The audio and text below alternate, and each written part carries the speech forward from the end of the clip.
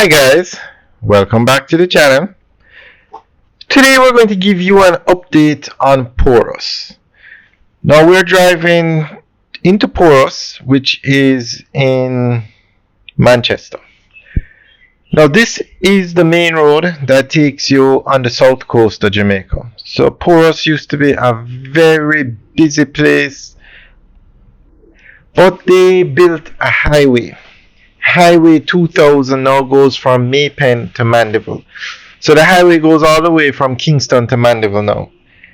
And they're not charging toll on the highway. The highway was supposed to be a toll road when it was built, but they're not charging toll. So as a result of that, towns along the south coast like Porus are seeing a serious fall in economic activity. Basically, they are suffering because they don't have the traffic along the road anymore, the old main road, this road, because everybody is using the highway because it's free.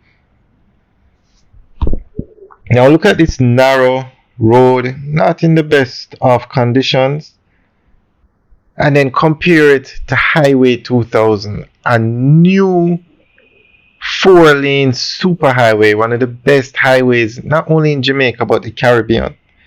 And you can't really blame people for going on the highway. Now this town used to be so busy. Sometimes you'd have traffic to go through this area. This is the town center.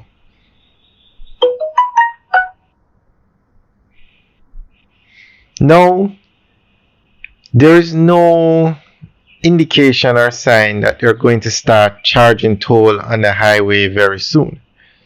So when the highway was built, there is some serious disagreement between Trans-Jamaica Highway, and Trans-Jamaica Highway has a concession to collect toll on the highway, and the government of Jamaica who built the highway.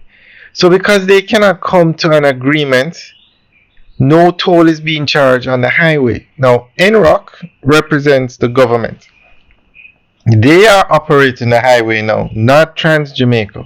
And as a result of NROC operating the highway, no toll is being collected.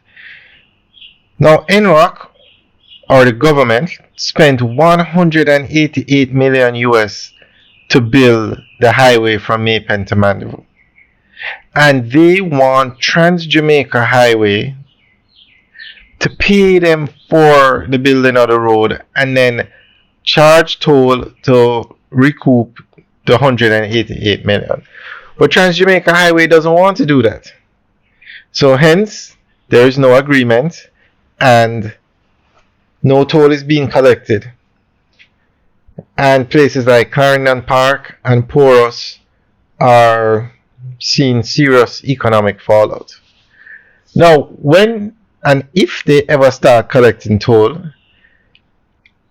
a lot more people will use this road rather than pay toll.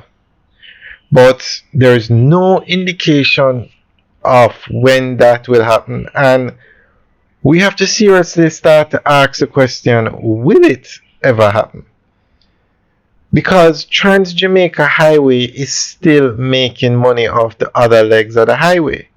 Now what is happening is people are getting on the highway in Williamsfield and using the free leg of the highway all the way up to Maypen, and then some are staying on the highway because they just love the drive I should say. And so they're not exiting, and hence the toll plazas that Trans-Jamaica Highway operates is seeing an increase in revenue because more people are using the highway. So there really is no incentive for them to go and spend 188 million US to pay for a road when the road is benefiting them indirectly. Now, if they were to collect toll at the toll plaza, yes, they would make more money. But they're already seeing an increase in sales. Now, we also have to ask a second question. Why did the government not work out an arrangement before they built the highway? I don't get that part. Now, in the past, highways have been built and the concession, the toll used to reimburse the building of the road. But in this case, the government built the highway. There should have been an agreement in place with Trans Jamaica Highway before the highway was built to say we're spending 188 million. When it's finished, you pay us back 188 million and collect toll. Now, this leg of the highway has a lot of questions to be answered, because another question is, why was Trans Jamaica Highway given a concession for the entire east-west leg of the highway? That's the highway from Kingston to Montego Bay, and the section from Mandeville to Montego Bay has not been built. When Trans Jamaica Highway got the concession, the highway from Maypen to Mandeville was not built, yet they were given the concession. And then the government went ahead and built the highway with Trans Jamaica Highway having a concession.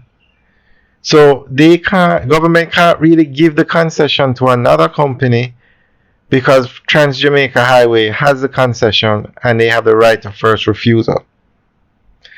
So that's why they're going back and forth, and no agreement seems to be forthcoming. So that's why the highway is free, and that's why towns like Clarendon Park and Porus are seeing some serious economic fallout. Alright guys, let us know what you think. A lot of questions left to be answered on this one. Alright guys, leave your comments in the section below. Have a good day.